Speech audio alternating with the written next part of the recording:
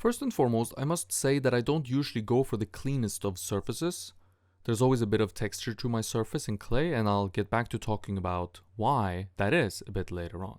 It seems smooth from a distance, but once you get up close, you'll see that my surface is actually rather textured.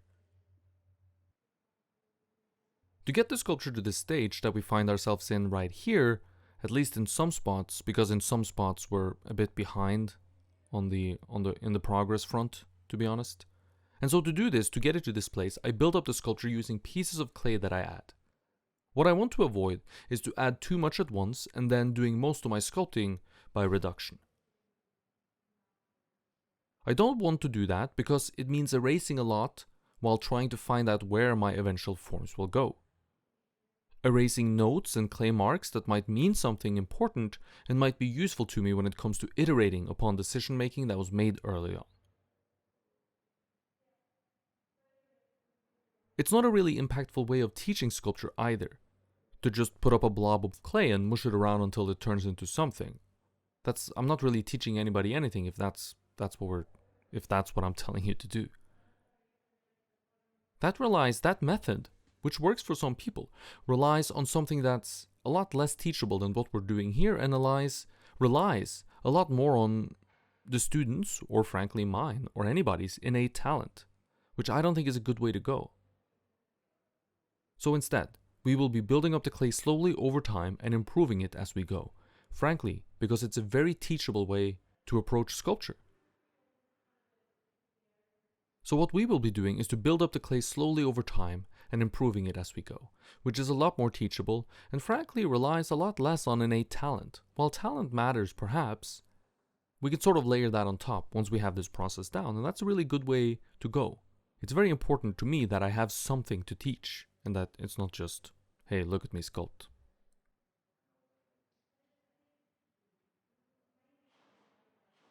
At some point, all this building up of clay reaches the dimensions that the sculpture needs to take on. It's of course important to be aware of where the eventual borders are going to be, or if nothing else, know to pay close attention once we begin approaching them. Since everything has to work in relationship to something else ultimately, the width of the portrait is not separate from its heights, they have to work in unison. And because of this, we establish the least flexible element first, which is heights. Since most of the addition of clay then comes while adding widths, we can pay extra close attention once these widths appear to be getting close to matching the relationship of the heights that we have established already. There is no real formula here, of course, as every head is different, and you'll find a variety of head shapes in nature.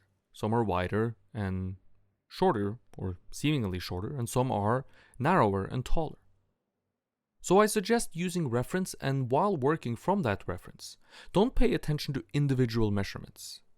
Instead, pay attention to what the ratio between heights and widths are.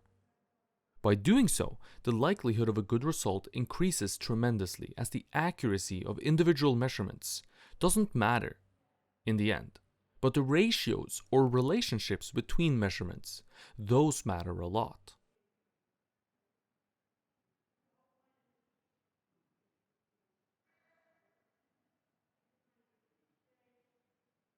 Once all of this is achieved and the clay is where it needs to be, we have essentially run out of space in a way.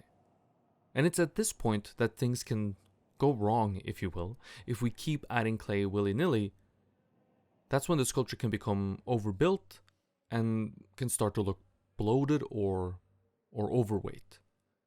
We'll discuss how to add clay and where to add clay when in this stage a little further on in the video. But here we're mostly concerned with surface, if you will, or cleaning up forms. So when I'm at my overall dimensions, that's when I start to rake the sculpture. What I'm looking to achieve doing this is not to flatten out the work and take off a lot of clay. Now, of course, some clay comes off, but the goal is to remove as little as possible. The goal is to make the forms read as rounder, more organic, and to have them turn in a less faceted fashion than what I'm able to achieve using a wooden tool. I'll start with a big rake, or as big a rake as I can fit into any given area. This rake has a rougher texture, like rougher sandpaper. In other words, it will do most of the work but won't necessarily leave me with a good surface. So what I'll do is I'll start out with a rough rake, and then I start using less and less aggressive rakes, smaller and smaller rakes, and finer rakes. I usually will only do a few passes, perhaps 1 or 2, or in some of the finer areas perhaps 3. All while constantly reconsidering what I see, and sometimes adding clay, redesigning shapes, and adjusting proportions.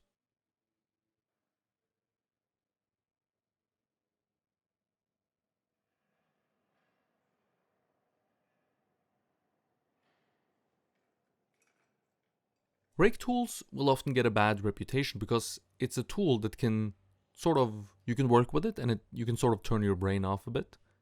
It can be a tool where you get a lot for free as well. Stuff can start looking really organic very fast, and this can be alluring. Keep your mind open to change and adjust as needed, even after starting to work with the rakes. Another danger the rake tools do present is to flatten out our work too much. The rakes should be used mostly on the forms themselves and less in the transitions at this point. You can use the rakes to clean up transitions later, but do not use the rake to create the transition by dragging clay into the transitions. Doing so will flatten out the overall forms and just create transitions that are too sharp. So the way to do transitions is to add clay into the transitions. And that should do most of the heavy lifting in making your transitions, even if you do some cleanup with them, in them, or on them, with the rakes later on.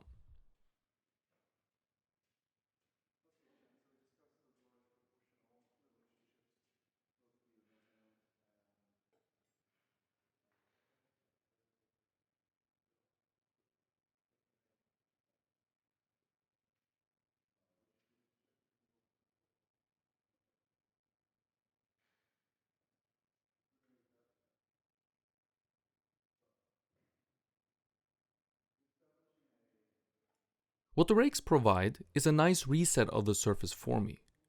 Once the surface is raked down as smooth as the rakes will allow, which ultimately isn't that smooth, I can go back in with a wood tool and clay and model over the top. This gives the surface, the addition of clay, the last addition of clay if you will, gives the surface a real sense of bounce, almost like real skin, and allows me to adjust the texture as well. If I find the wood tool creates too much texture in some spot while adding clay over the raked surface, I can then go with a smooth loop tool, which is essentially just a rake without teeth, to smooth out the surface a little bit. And the reason I add a thin layer of clay all over the sculpture is to soften everything underneath a layer of skin. I find that doing this really helps me keep things somewhat soft and subtle, which is definitely something that I'm not the best at. I tend to struggle a little bit with that. Ending the sculpture with addition of clay as well also keeps the work from getting flatter and allows us a final say in occupying more space, if you will. If you take a look at unfinished work by Michelangelo, you'll see these rake marks everywhere. I know that most of his unfinished work is marble, and we can certainly see the rake marks in those, but even in some of his clay sculptures that have been attributed to him, well, we certainly don't know, but at least they've been attributed to him, there are rake marks present in the clay there as well. So it's not something that is completely out of the ordinary or with no historical precedence, let's say. Use the rakes with caution, but they are a great tool that's been used to great effect throughout history.